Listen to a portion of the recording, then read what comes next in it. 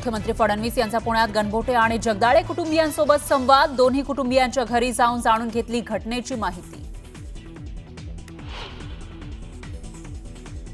महाराष्ट्रातील पाकिस्तानी नागरिकांची आकडेवारी समोर. अल्पकालीन व्हिसा असलेले 55 पाकिस्तानी महाराष्ट्रात. ठाण्यात सर्वाधिक 19 तर नागपुरात 18 पाकिस्तानी नागरिक. सिंधू आमची लाईफलाईन. भारताच्या हल्ल्याचे आम्ही पण उत्तर देणार. सिंधू जल करारावर पाकिस्तानचे पंतप्रधान शहबाज शरीफ यांचं वक्तव्य.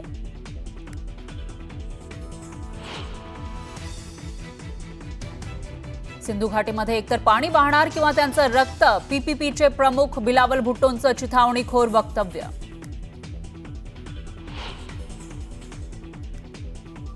पहलगाम हल्ल्यामध्ये टीआरएफ संघटनेचा सहभाग नाही. पहलगाम हल्ल्यातून टीआरएफ संघटनेनं हात घेतला मागे, तर अकाउंट हॅक झाल्यानं जबाबदारी स्वीकारल्याची पोस्ट केल्याचं नमूद. उद्धव ठाकरेंनी पुन्हा एकदा राज ठाकरेंना एकत्र येण्यासाठी साथ घातल्याची चर्चा. एकत्र येण्यासाठी शिवसैनिक तयार आहे असं म्हणत सोशल मीडियावर पोस्ट. मनसे काय उत्तर देणार याची उत्सुकता. पोलिसांबद्दल बोलताना आमदार संजय गायकवाड यांची जीभ घसरली. पोलीस 50 लाख पकडले तर 50,000 दाखवतात. संजय गायकवाड यांचा सरकारला घरचा आहे. भिवंडीमध्ये स्वागत कंपाऊंडमधील फर्निचर गोडाऊनला भीषण आग. आगीच्या भडक्यामुळे शेजारच्या इमारतींमधील लोकांनाही हलवलं. गोदामाचा काही भाग कोसळला. आगीवर नियंत्रण मिळवण्याचे प्रयत्न. जेऊर आरोग्य केंद्रामध्ये मोठा हलगर्जीपणा. शस्त्रक्रियेनंतर महिलांना चक्क जमिनीवर झोपवलं. दोषींवर कारवाईची मागणी. इराणच्या बंदर अब्बास शहरामध्ये भीषण स्फोट. अद्याप कोणाचाही मृत्यू झाला नसल्याची माहिती. नागरिकांमध्ये मात्र भीतीचं वातावरण. रिलायन्स इंडस्ट्रीज लिमिटेडचे अध्यक्ष मुकेश अंबानी यांचे धाकटे पुत्र अनंत अंबानींची रिलायन्स इंडस्ट्रीजच्या पूर्णवेळ संचालकपदी निवड. पुढील 5 वर्षांसाठी अनंत अंबानी यांची नियुक्ती. सिंपती असेल ती असतेच आपली, पण शेवटी जेव्हा देशाच्या सुरक्षिततेचा आणि देशाच्या अस्मितेचा विषय येतो त्यावेळी काही कडक निर्णय देखील घ्यावे लागतात. खरं म्हणजे पाकिस्तानच्या सरकारला समजलं पाहिजे की त्यांची निर्भरता भारतावर आहे आणि ज्या प्रकारे आतंकवादाला ते समर्थन देतात, मानवतेचा एक प्रकारे जे ते खून करतात, मला असं वाटतं आज जगातला कुठलाही देश पाकिस्तानसोबत उघडपणे उभा राहू शकत नाही. ही पाकिस्तानची परिस्थिती. पाकिस्तानच्या मंत्र्यांनी पंतप्रधानांना शिवीगाळ केली. ते उघडपणे धमकी देतात की आमच्याकडे न्यूक्लिअर बॉम्ब आहे. खायला पैसे नाही, कशाचा न्यूक्लिअर बॉम्ब सांगतात. खायला पैसे नाही, त्यांच्याकडे भुके मरून राहिले लोक. काय त्यांची अवस्था न्यूक्लिअर बॉम्ब सांगून राहिले. सर, बावनकुळे साहेब असं म्हटले की तुम्ही 2040 पर्यंत मुख्यमंत्री राहाल. इथून पुढे शुभेच्छा दिल्यात तुम्हाला. बावनकुळे साहेबांच्या जर बस चालला तर ते 100 वर्ष मला ठेवतील. पण रामदास कदम साहेब म्हटले त्याच्यावर 2080 पर्यंत राहू देत, आमच्या शुभेच्छा आहेत. पण त्यांच्या शुभेच्छा यातला फक्त मतितार्थ आपण समजून घ्या की या शुभेच्छा आहेत, माझ्या चांगल्या करताच्या शुभेच्छा. बाकी राजकारणामध्ये रोल बदलत असतात, ते बदललेही पाहिजेत. कोणी फार दीर्घकाळ राहत नाही, त्याच्यामुळे जेव्हा माझा रोल बदलायचा तेव्हा तो बदलेल. सर, संजय गायकवाड आणखी एक वक्तव्य केले तुमच्या खात्याशी संबंधित आहेत. पोलीस आहेत, ते जर नीट राहिले तर काहीच होऊ शकत नाही. त्यांनी शिवी वापरली आहे. खरं पोलिसांनी हरामखोरी सोडून दिली पाहिजे. राज्य सुतासारखं सरळ होईल एका महिन्यात वगैरे. मला असं वाटतं की पोलिसांच्या बद्दल असं बोलणं योग्य नाही आहे आणि मी स्वतः शिंदे साहेबांना सांगणार आहे की त्यांना कडक समज द्या. हे असं चालणार नाही, हे योग्य नाही आणि वारंवार जर ते असं बोलत असतील तर त्याच्यावर ऍक्शन घेतली जाईल. सर, पीडित आज तुम्ही पहलगाम हल्ल्यामध्ये जे मृत्युमुखी पडले त्या दोन्ही गणबोटे आणि जगदाळे कुटुंबियांची भेट घेतली. काय बोलणं झालं तुमचं? फार काळ तुमच्याकडेही शब्द नव्हते.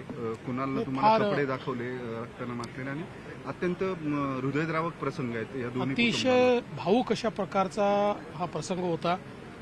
खरं म्हणजे सगळेच निशब्द होते आणि विशेषतः आसावरी जगदाळे यांनी ज्या प्रकारे तिथलं वर्णन केलं, कारण त्या स्वतः त्या ठिकाणी होत्या, ते ऐकून अक्षरशः कोणाचंही मन हेलावून जाईल आणि कोणाचे रक्त पेटेल अशा प्रकारचं ते वर्णन त्या ठिकाणी होतं.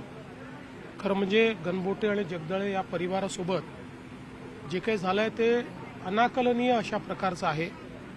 आणि मला असं वाटतं की त्यांचा अनुभव त्यांचा ऐकल्यानंतर आतंकवादाशी लढण्याचा जो आपला निर्धार आहे तो अजून मजबूत झालेला आहे. आणि एक महत्त्वाचा मुद्दा जगदाळे कुटुंबियांनीच त्यांच्या मिसेस ज्या आहेत प्रगती जगदाळेंनी त्यांनी फिनान्शियल अडचणींच्या संदर्भात सुद्धा सरकारकडे एक अपील केली आहे. आणि निश्चितपणे हे जे 6 परिवार आहेत यांना जी काही मदतीची आवश्यकता असेल राज्य सरकार ती करेल. धर्म विचारून गोळ्या घातल्या अशा पद्धतीचं सांगितलं जाते. पीडित कुटुंबांनी सुद्धा खरं तर ते व्यथा मांडली. शरद पवार असं म्हणाले की यातली सत्यता माहिती नाही. प्रकाश आंबेडकर सुद्धा असं म्हणाले की याच्यामध्ये 2 भाग आहेत. एक म्हणजे की धर्म विचारून गोळ्या घातल्या होय म्हणतात, आणि एक जण म्हणतात की धर्म विचारून गोळ्या घातल्या का तर नाही.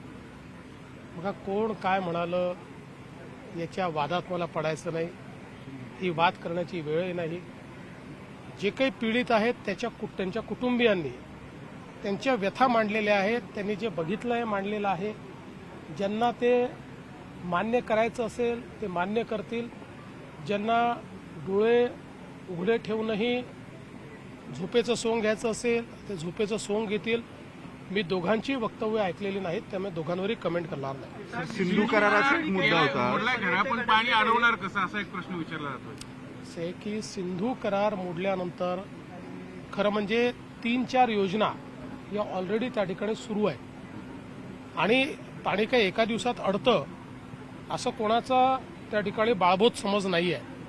पण या पाण्यावर पाकिस्तान निर्भर आहे आणि हे पाणी अडवणं भारताने जर सुरू केलं तर अक्षरशः पाकिस्तानवर त्या ठिकाणी तहानेने मरण्याची वेळ येईल.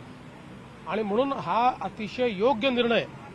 अशा प्रकारची जागा दाखवावी लागते. ती जागा दाखवण्याचा निर्णय आहे. आता आपल्या इथे काही लोक असे आहेत की प्रत्येक गोष्टीत त्यांना प्रश्नचिन्ह निर्माण करायचे आहे. देशाच्या प्रती त्यांना काही वाटतच नाही.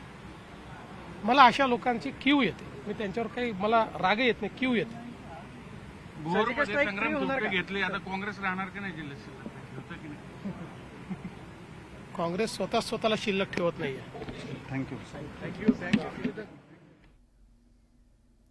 तर पहलगाम हल्ल्यामध्ये ज्यांनी आप्तस्वकीय गमावलेले आहेत त्यांना सरकार मदत करणार असं मुख्यमंत्री म्हणालेले आहेत.